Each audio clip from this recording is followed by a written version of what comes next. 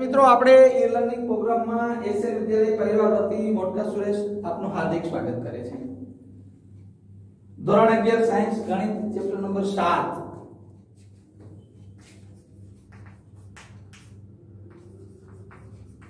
ક્રમચય અને સંચય। મિત્રો આપણે છેલ્લે સ્વાધ્યાય 7 માં જે ગણ્યું એમાં છેલ્લો દાખલો એ 5 भिन्न कलरना जुदा-जुदा ध्वजो હતા। એ ધ્વજોને ઉપર નીચે પહેલો નંબરનો અને બીજા નંબરનો અથવા ઉપર નીચે તમે કેટલી રીતે એને ગોઠવી શકો ને સંકેતો મેળવી શકો। ઉદાહરણ 2 આવું છે મિત્રો।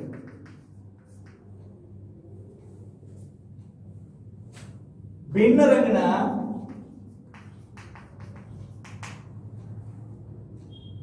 4 ધ્વજ આપેલા છે।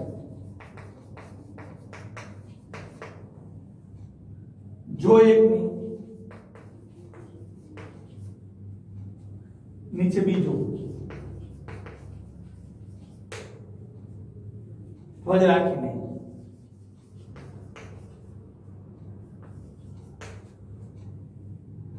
એક સંકેત મેળવી શકીએ।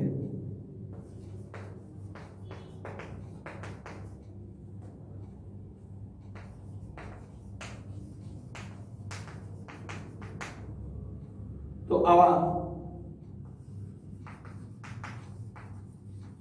भिन्न કેટલા સંકેત બનાવી શકાય કેટલા સંકેત બનાવી શકાય।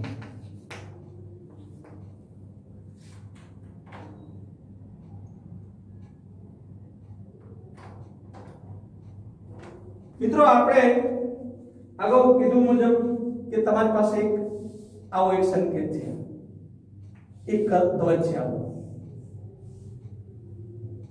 बीजो आ कलर नो ध्वज है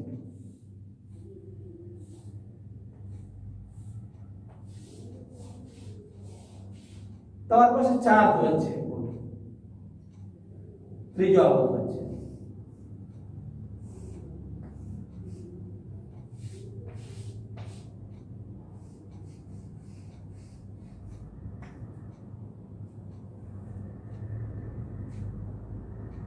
चौथा होता है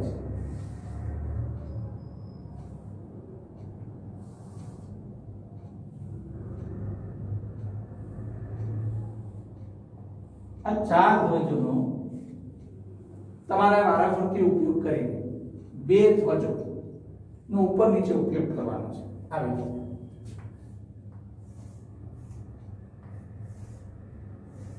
આ ઉપરનો ધ્વજ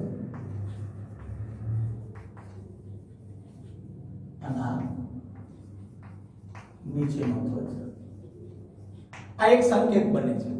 એવા તમે કેટલા સંકેત બનાવી શકો તો આપણી પાસે ભિન્ન 4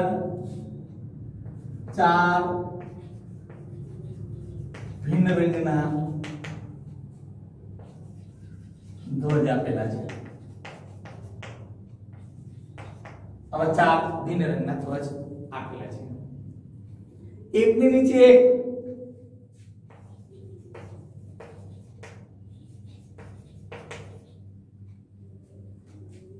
એકની નીચે બીજો ધ્વજ રાખીને એટલે કે બે ધ્વજનો એક સંકેત બને।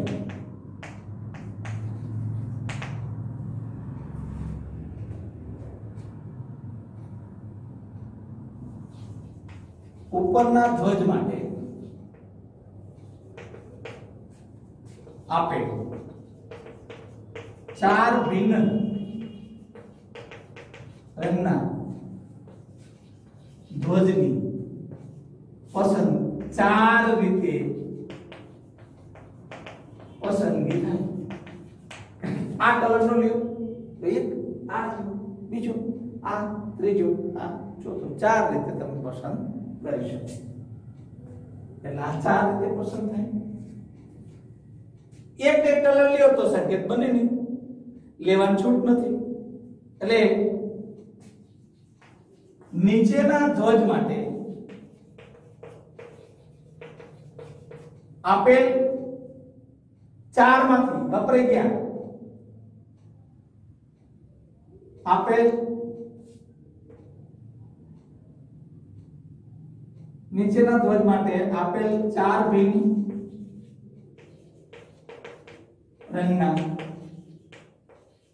ધ્વજમાંથી બાકી રહે 3 ધ્વજની પસંદગી 3 રીતે થાય. એટલે 3 રીતે થાય. ગણતરીના મૂળભૂત સિદ્ધાંત મુજબ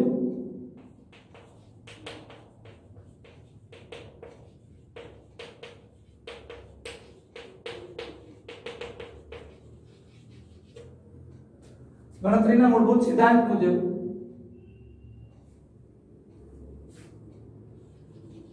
બનતા સંકેતોની સંખ્યા બરાબર 4 ગુણ્યા 3 12 સંકેતો બને.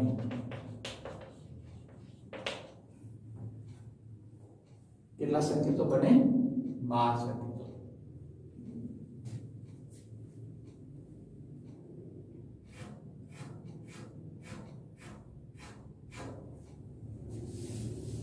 તો આવું જ એક ઉદાહરણ લઈ લઈએ.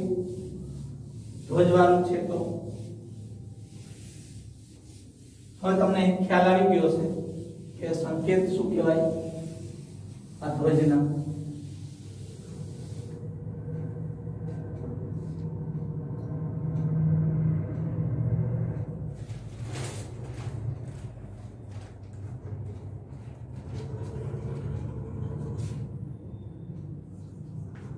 એક હારમાં ઉભા કરેલા શિરોલંબ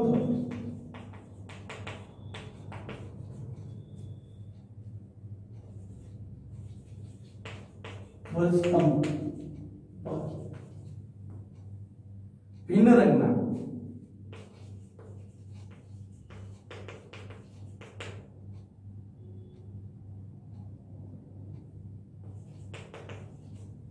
પાંચ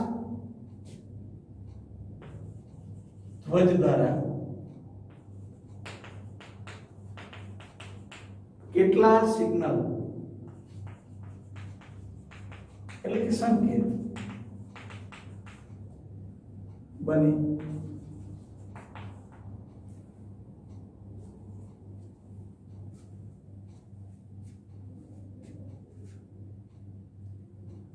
શરત જોજો, દરેક સિગ્નલમાં એટલે સંકેતમાં ભિન્ન રંગના બે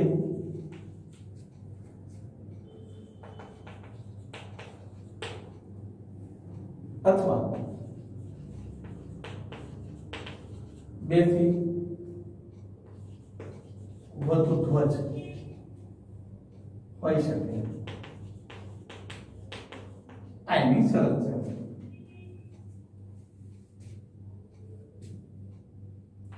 હવે તમને એમ કહેશે કેટલા ધ્વજ મળે? 20 મળે, 60 મળે, 120 મળે કે 320 મળે.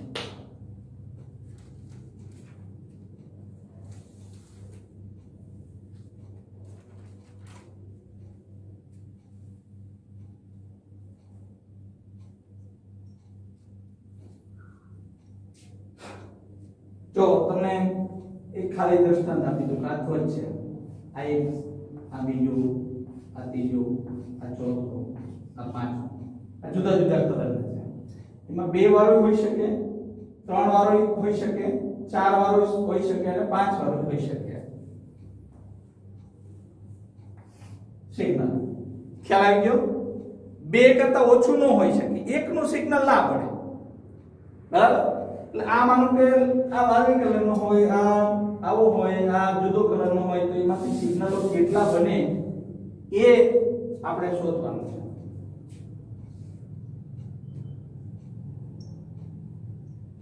હવે આપણે શરૂઆત એમ કહી શકીએ કે સિગ્નલ છે ને એટલે સંકેત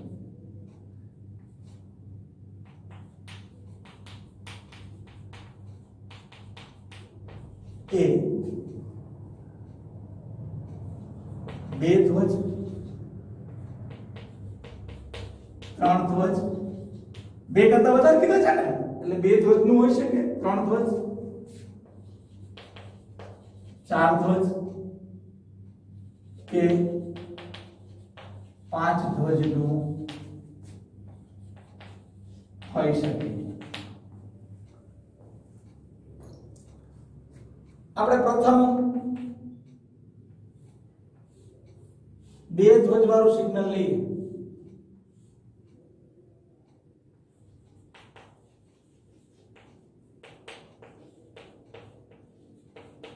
એટલે સંકેત કેટલા થાય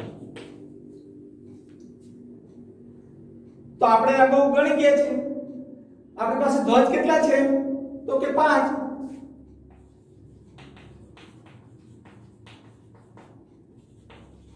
કુલ ભિન્ન રંગના 5 ધ્વજ છે હવે આપણે એને નંબર આપશું ઉપર 1 અને 2 એક નંબર પર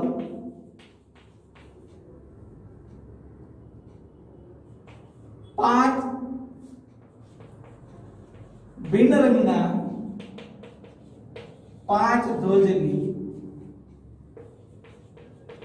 પસંદગી 5 રીતે થાય લાઈન 5 થશે બરાબર 5 બીજા નંબરના ભિન્ન રંગના 5 ધ્વજની પસંદગી બાકી રહેલ 5 એટલે બીજા નંબર પર બાકી અહીં શું રહ્યા 4 ધ્વજની પસંદગી 4 રીતે થાય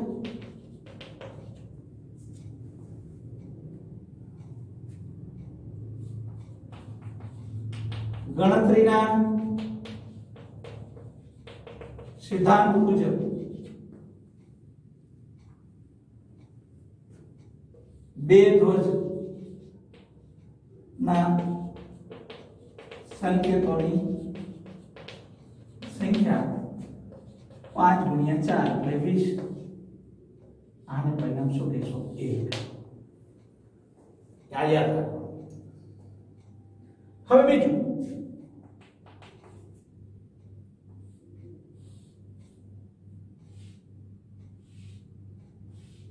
1 2 અને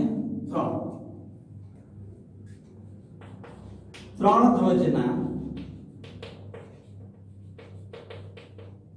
સિગ્નલ એટલે કે સંકેતો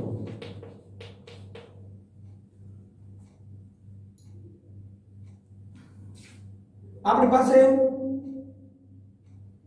હવે પહેલા નંબર 5 ધ્વજ તો છે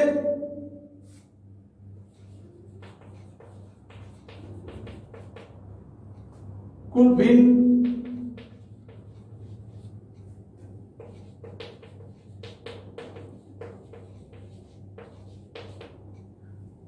तो पहला नंबर को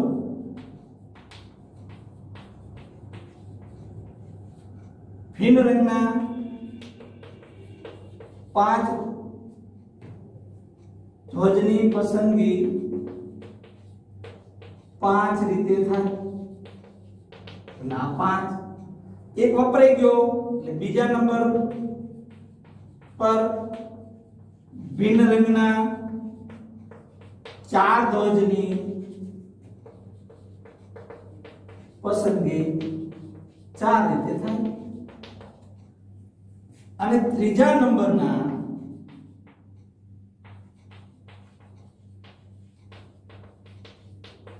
3 ધ્વજની 3 રીતે થાય ગણતરીના સિદ્ધાંત મુજબ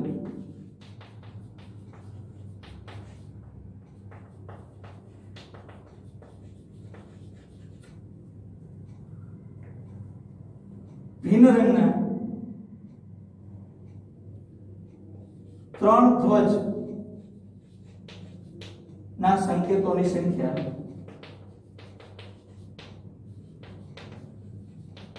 5 ગુણ્યા 4 ગુણ્યા 3 20 કરીને 60 આનું પરિણામ શું થયો 2।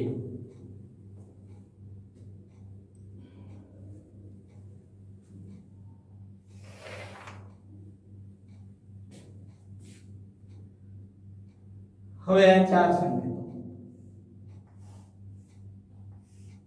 1 2 1 2 3 4 1 નંબર 2 નંબર 3 નંબર ને 4 એ ચાર સંકેતો। તો આપણી પાસે કુલ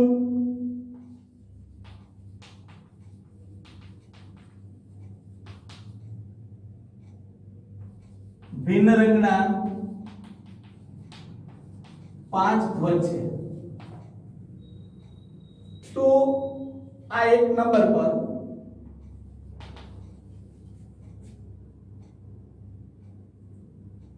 આપણે જે રીતે ભિન્ન રંગના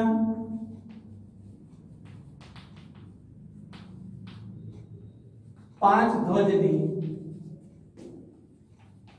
પસંદગી 5 રીતે થાય। 5 2 નંબર પર ભિન્ન રંગના 4 ધ્વજની પસંદગી 4 રીતે થાય। એટલે 5 આ 4 આ 3 નંબર પર ભિન્ન રંગના 3 ધ્વજની પસંદગી 3 રીતે થાય। એટલે 3 અને 4 નંબર પર ભિન્ન રંગના 2 ધ્વજની પસંદગી 2 રીતે થાય।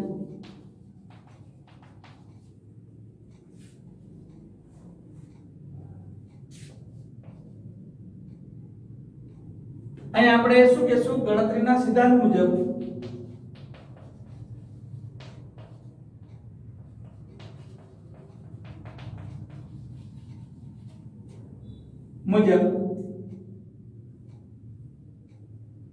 4 ધ્વજ ના સંકેતોની સંખ્યા બરાબર 5 ગુણ્યા 4 ગુણ્યા 3 ગુણ્યા 2 5 6 20 20 તરી 60 62 120 આ પરિણામ 3।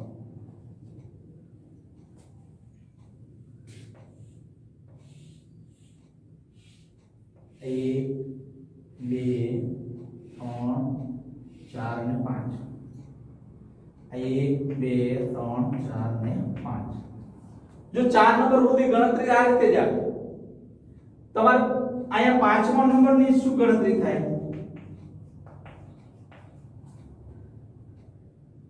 ભિન્ન રંગના 1 ધ્વજની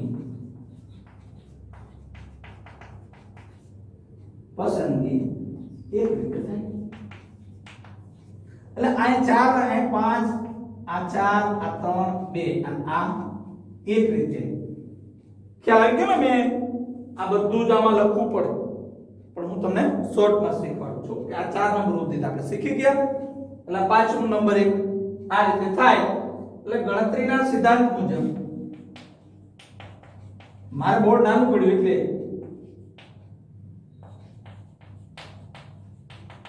સિદ્ધાંત મુજબ 5 ધ્વજના સંકેતોની સંખ્યા બરાબર 5 ગુણ્યા 4 ગુણ્યા 3 ગુણ્યા 2 ગુણ્યા 1 બરાબર 120 આ પરિણામ 4।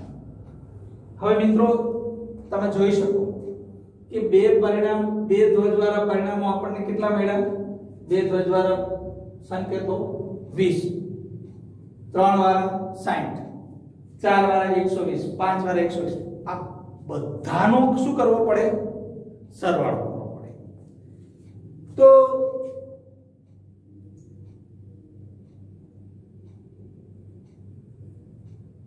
5 ધ્વજ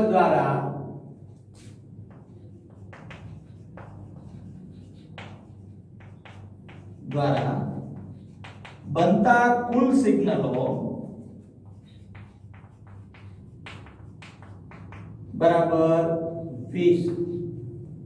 એટલે પરિણામ 1 2 એટલે 60, 3 એટલે 120, 4 120, 80 240, 320 સંકેતો મળે. જો આના ઉપરથી આપણે એવું શીખી ગયા કે આપણને જો અગાઉ દાખલા 2 દાખલા આપણે શીખ્યા હતા, એક અગાઉના લેક્ચરમાં શીખ્યા અને એક આજે સવાર પહેલા લેક્ચરમાં શીખ્યા. 2 સંકેત વાળો 2 સંકેત વાળા આપણને ખ્યાલ આવી ગયો તો 2 સંકેત વાળામાં આપણે 3 ધ્વજના ઉમેરો કે 1 2 3 હોય તો કુલ 5 આપણને 5 રંગના જુદા જુદા ધ્વજ આપ્યા હતા. તો પહેલા સંકેતમાં એટલે પહેલા નંબરના ઉપર ભિન્ન રંગના 5 જે આપણને ધ્વજ આપ્યા એની પસંદગી 5 રીતે થાય. તો બીજા નંબરમાં આપણને 5 હતા એમાં એક આપણે ઉપયોગ કરી નાખ્યો એટલે 4 રહ્યા બાકીના, એ 4 ધ્વજની પસંદગી 4 રીતે થાય. અને ત્રીજા નંબર ઉપર આપણે 2 ધ્વજ ઉપયોગ કરી લીધા એટલે માં રહ્યા 3, એ 3 ધ્વજની પસંદગી 3 રીતે થાય. એટલે તમે એવું કહી શકો કે ગણતરીના સિદ્ધાંત મુજબ જે 3 ધ્વજ છે એ 3 ધ્વજ દ્વારા બનતા સિગ્નલોની સંખ્યા, તો સંકેતોની સંખ્યા આપણે શું કહી શકીએ? 5 × 4 × 3 એટલે 60. હવે બરાબર સમજો, આપણે 4 ધ્વજ લેવાના છે સળંગ. તો 4 ધ્વજમાં પહેલો નંબરનો, બીજા નંબરનો, ત્રીજા નંબરનો અને ચોથા નંબરનો. હવે આપણી પાસે કુલ ભિન્ન રંગના 5 ધ્વજ આપેલા છે. તો પહેલા નંબરના ધ્વજમાં એ ભિન્ન 5 રંગના જે ધ્વજ છે એની પસંદગી 5 રીતે થાય. એટલે પેલું આપણે 5 રીતે પસંદ કરી શકીએ. એક ધ્વજ વપરાઈ ગયો. તો બીજા નંબરના ધ્વજ ઉપર ભિન્ન 4 રંગના જે ધ્વજ વધ્યા એની 4 રીતે પસંદગી થાય. 2 ધ્વજ વપરાઈ ગયા. ત્રીજા નંબરના ઉપર આપણી પાસે 3 ધ્વજ વધ્યા તો 3 ધ્વજની પસંદગી 3 રીતે થાય. અને ચોથા નંબર ઉપર આપણી પાસે 2 ધ્વજ વધ્યા, 2 ધ્વજની પસંદગી 2 રીતે થાય. એટલે કે આવા 4 ધ્વજ હોય એવા સંકેતોની સંખ્યા ગણતરીના સિદ્ધાંત મુજબ 5 × 4 × 3 × 2 બરાબર 120. હવે 5 સળંગ આવા ધ્વજ હોય એવા સંકેતો કેટલા બને? તો તમે 5 માં પહેલા નંબર ઉપર તમે 5 ભિન્ન રંગના 5 ધ્વજ આપણને આપ્યા છે. તો એ 5 ધ્વજની પસંદગી 5 રીતે થાય. 4 નંબર ઉપર બાકી રહ્યા 4 ધ્વજોની પસંદગી 4 રીતે થાય. 3 નંબરના ધ્વજ ઉપર બાકી રહેલા 3 ધ્વજોની 3 રીતે પસંદગી થાય. 4 નંબરના ધ્વજ ઉપર બાકી રહેલા 2 ધ્વજોની 2 રીતે પસંદગી થાય. અને 5મા નંબર ઉપર એક જ બાકી રહ્યો છે એની પસંદગી 1 રીતે થાય. એટલે કે ગણતરીના સિદ્ધાંત મુજબ જે 5 ધ્વજ ના સંકેતોની સંખ્યા 5 × 4 × 3 × 2 × 1 એટલે 120 થાય. એટલે 5 ધ્વજથી 2 કે 2 કરતા વધારે ધ્વજો હોય એવા સંકેતોની સંખ્યા એટલે કે 5 ધ્વજ દ્વારા બનતા કુલ સિગ્નલોની સંખ્યા આપણને 320 મળે. કારણ કે 20 2 નંબર પહેલા અને બીજા એટલે 1 અને 2 એવા 2 ધ્વજની, 3 ધ્વજની, 4 ધ્વજની, 5 ધ્વજની વાળા બધાનો આપણે શું લીધો? સરવાળો. તો હું આશા રાખું તમને આ દાખલો આવડી ગયો છે.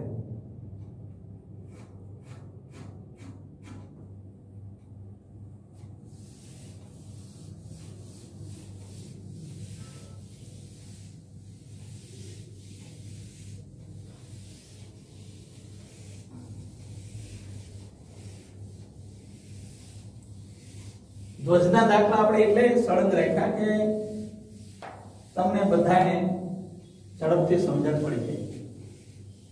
આપણો મુખ્ય ઉદ્દેશ એવો છે કે કોઈ પણ રીતે બાળક ઝડપથી કેમ સમજી શકે?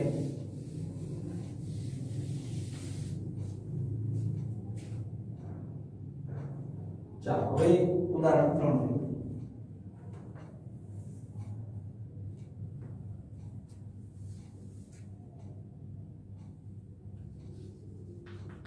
उदाहरण 3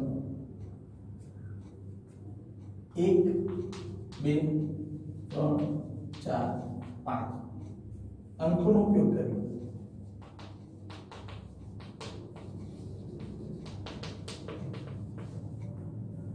बे अंकों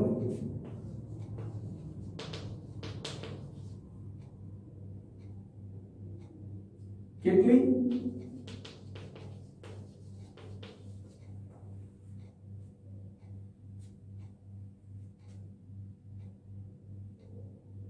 युग्म संख्याओं बनाई शकाय. अंकोનું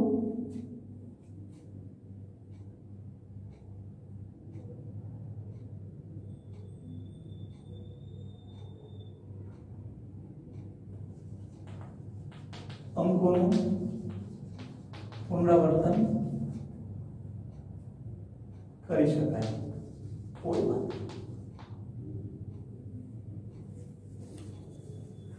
મિત્રો આપણે બે અંકની સંખ્યા બનાવી છે અને એ પાસે યુગ્મ. આ એકમનો અંક અને આ દશક. આપણને મિત્રો 1 2 3 4 5 એમ કુલ 5 અંકો આપેલ છે.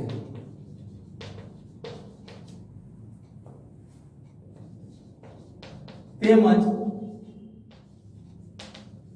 અંકોનું પુનરાવર્તન કરવાની છૂટ છે. ખ્યાલ આવી ગયો? અંકોનું પુનરાવર્તન કરવાની આપણને છૂટ આપી. આપણે બે અંકની યુગ્મ સંખ્યા બનાવી છે, સંખ્યાઓ બનાવી છે.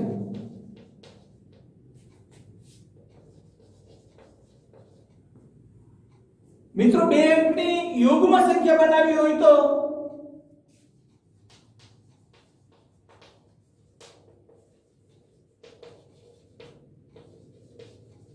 એકમના અંક માટે આપેલ અંકોમાંથી 2 અને 4 જ પસંદ થઈ શકે. 2 અથવા 4 લઈ શકાય.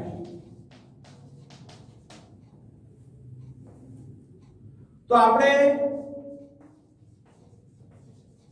એકમના સ્થાન માટે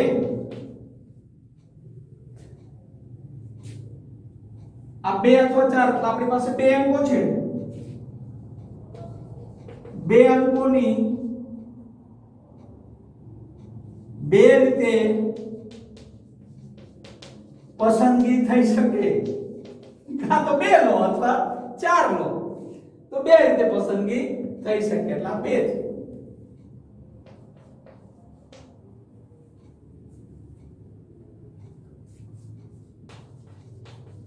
દશકના સ્થાન માટે પુનરાવર્તનની છૂટ હોવાથી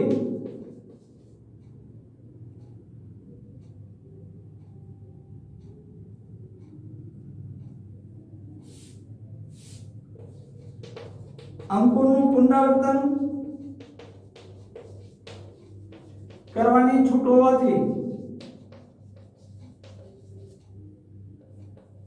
5 અંકોનો પાછો આ લીધો એ લઈ શકાય. 5 અંકોની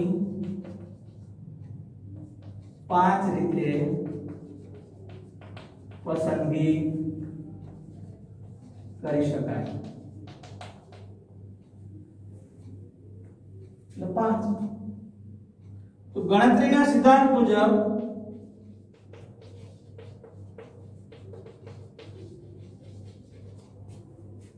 बे अंकोनी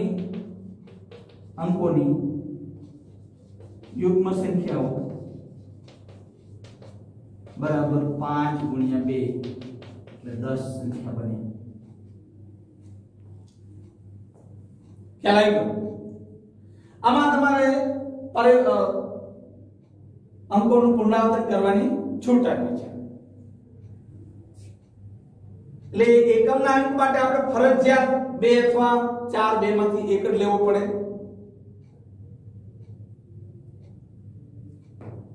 અને દશકના અંક માટે તમારી પાસે જે વપરાણો અંક હોય, આનો કે આમ 2 વપરી લીધો તો આને લઈ શકાય 22 એમ.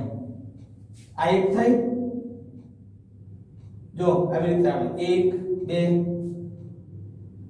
1 2 એટલે આ 12, પછી 2 2 એટલે 22, 3 2 એટલે 32, 4 2 એટલે 42 અને 5 2 એટલે 52. આ કેટલી થઈ? 5 થઈ. હવે એવી જ રીતે અહીંયા 4 લઈને કરવાની. 1 4 એટલે 14, 2 4 એટલે 24, 3 4 એટલે 34, 4 4 એટલે 44 અને 5 4 એટલે 54. આ પાછું એટલે ટોટલ થઈ ગઈ 10. પાછી યુગ્મ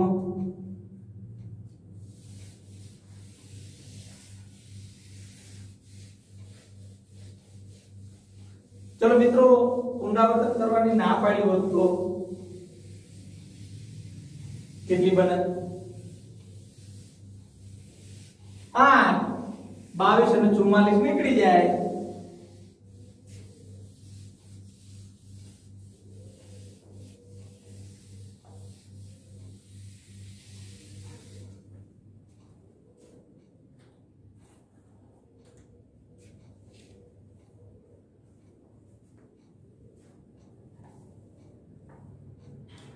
પેલું ઉદાહરણ,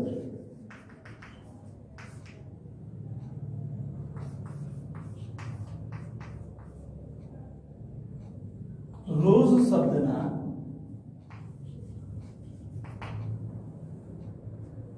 મૂળાક્ષરોનો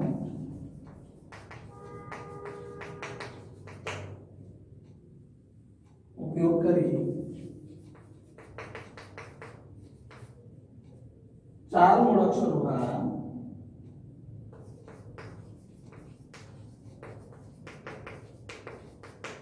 વાળા અર્થસભર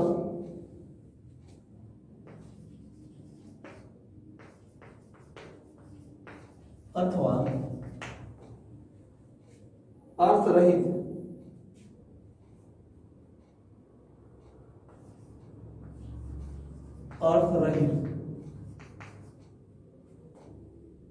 કેટલા શબ્દો બને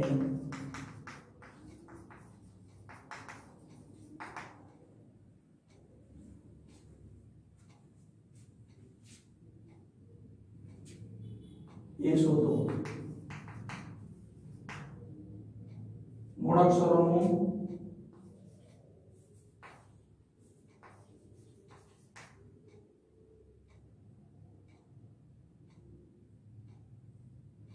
મૂળાક્ષરોનું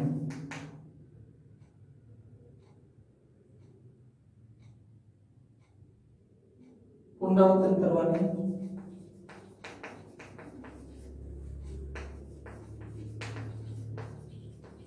અનુમતિ નથી.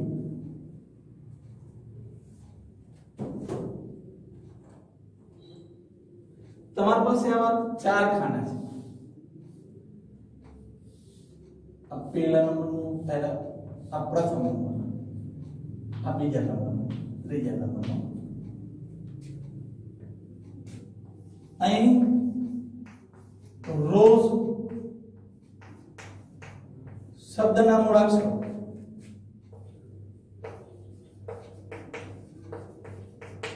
R O S E M કુલ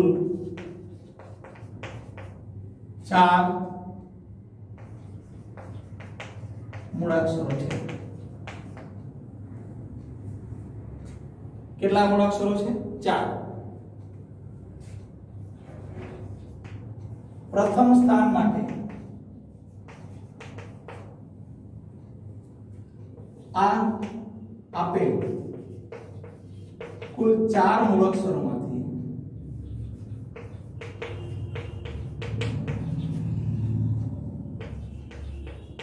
પસંદગી 4 રીતે થઈ શકે। આ 4 રીતે પસંદ કરી નાખ્યું। का तो आर लीधो, का तो ओ लीधो, का तो एस लीधो, का तो ई लीधो। 4 રીતે પસંદ થઈ ગયું। બીજા સ્થાન માટે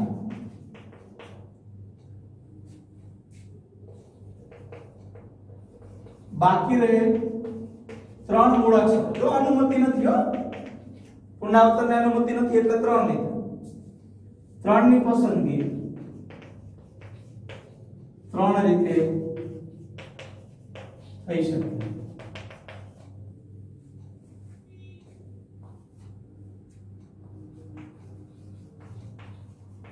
સ્થાન માટે બાકી રહે 2 મૂળાક્ષરો।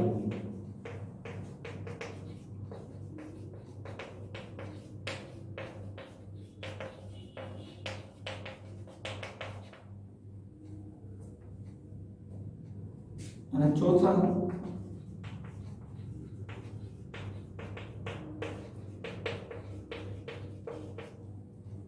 એક મૂળાક્ષર, છેલ્લો એક જ લીધો, એની પસંદગી એક રીતે થાય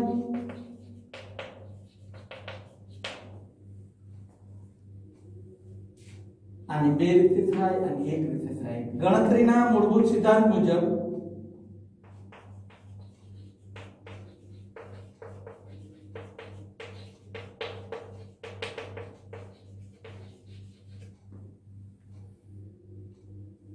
ગણતરીના મૂળભૂત સિદ્ધાંત મુજબ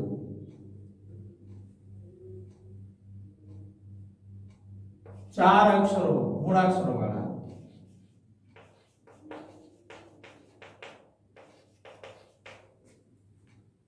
4 મૂળાક્ષરો વાળા બનતા શબ્દોની સંખ્યા बराबर કેટલા થાય? 4 ગુણ્યા 3 ગુણ્યા 2 ગુણ્યા 1 24। अर्थसभर के अर्थ रहित, अर्थसभर के अर्थ रहित एनो शब्द एवो के तमे आर ओ एस ई आ बन्यो ए आनो अर्थ रोज एनो अर्थ छे गुलाब। बाकी ओ आर एस ई એનો અર્થ કદાચ કોઈ બનતો હોય એટલે એવા આપણે બને છે તો એવા એટલા માટે અર્થસભર કે અર્થ રહિત કેટલા શબ્દો બને એની વાત આપણે કરી છે। તમે જોઈ શકો આપણને કુલ રોજ શબ્દના મૂળાક્ષરોમાં આર ઓ એસ ઈ એમ કુલ 4 મૂળાક્ષરો આપ્યા છે। આ જે 4 મૂળાક્ષરો જે છે એ 4 મૂળાક્ષરોમાં પહેલી રીતે આપણે પસંદ કરો પ્રથમ સ્થાન માટે આપેલા કુલ 4 મૂળાક્ષરોની પસંદગી આપણે 4 રીતે કરી શકીએ। का तो आर ले, का तो ओ ले, का तो एस ले, का तो ई ले। હવે એક મૂળાક્ષર વપરાઈ ગયો છે એટલે બીજા સ્થાન માટે બાકી રહેલા જે 3 મૂળાક્ષરો છે એની પસંદગી 3 રીતે કરી શકીએ। હવે 2 મૂળાક્ષરો વપરાઈ ગયા તો ત્રીજા સ્થાન માટે બાકી રહેલા 2 મૂળાક્ષરોની પસંદગી આપણે 2 રીતે કરી શકીએ અને ચોથા સ્થાન માટે ફક્ત એક જ મૂળાક્ષર રહ્યો એની પસંદગી તો એક જ રીતે થાય। એટલે ગણતરીના સિદ્ધાંત મુજબ આપણે જે 4 મૂળાક્ષરો બનતા શબ્દોની સંખ્યા શોધવાની હતી એ બનતા શબ્દોની સંખ્યા 4 ગુણ્યા 3 ગુણ્યા 2 ગુણ્યા 1 એટલે 24 બને। મિત્રો આપણે 7.1 ગણ્યું એના ઉપરથી આપણે બધા ઉદાહરણો જોયા। આપણને આ બધા જ ઉદાહરણો અને બધા જ દાખલાઓમાં ક્યાંય તકલીફ પડી નથી. હજુ પણ વધારે દ્રઢતા માટે હજુ એક વધારાના દાખલા આપણે ગણીશું. તમારા મગજમાં 100% ક્રમચય અને સંચય સારી રીતે ફિટ થાય એવા પ્રયત્ન કરીશું. ત્યાં સુધી રજા આપશો. જય હિન્દ.